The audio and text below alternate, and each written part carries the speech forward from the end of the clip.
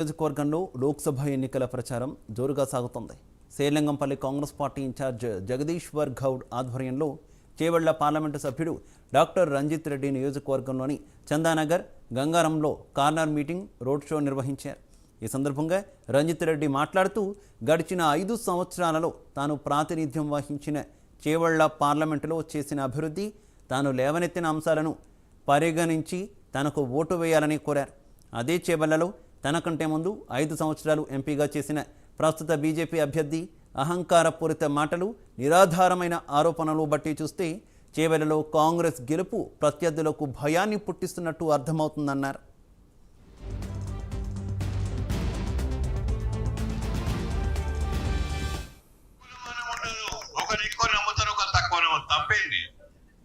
భక్తికి కొలమానం ఉండకూడదు. భక్తి మన గుండెలు ఉండాలి. ఊరికే ప్రొద్దున లేస్తే భక్తి శ్రీరామచంద్రుడు అని చెప్పి బీజేపీ నాయకులను అడగండి, ఏదైనా ఒక సంక్షేమ పథకం చేసిండ్రా? ఇన్ని రాష్ట్రాల్లో బీజేపీ ప్రభుత్వం ఉంది, ఎక్కడైనా ఒక సంక్షేమ పథకం చేసిండ్రా అడగండి.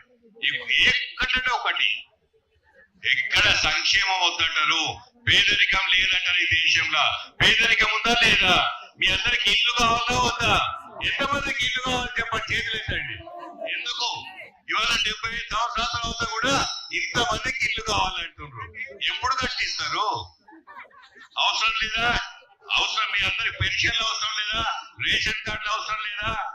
అద్దకు 4,000 అవసరం లేదా? కోడలు 2,500 అవసరం లేదా? అంటే అన్ని అవసరాలే. మరి ఎప్పుడు తీరుస్తారు? సంక్షేమం వద్దంటారు, గుడి కావాలంట. పిల్లలకు మా యువత, మా తమ్ముళ్ళని అడుగుతా, ఎవరికైనా ప్రతి సంవత్సరం 2 కోట్ల ఉద్యోగాలు ఇస్తున్నారు. పోషి కూర్చోబెట్టి నీకేం బాధ అని అడగలేదు. ఎప్పుడు సాయం చేస్తా? ఇప్పుడు ఏమంటుండో, నేను రంజిత్ రెడ్డి లాగా పనిచేస్తా, రంజిత్ రెడ్డి లాగా ఇంట్లో కూర్చోబెట్టుకుంటా, రంజిత్ రెడ్డి లాగా ఛాయ్ పోస్తా, రంజిత్ లాగా పైసలు ఇస్తా, ఏమైనా అవసరం ఉంటే. ఇప్పుడు ఎందుకు గుర్తొచ్చింది?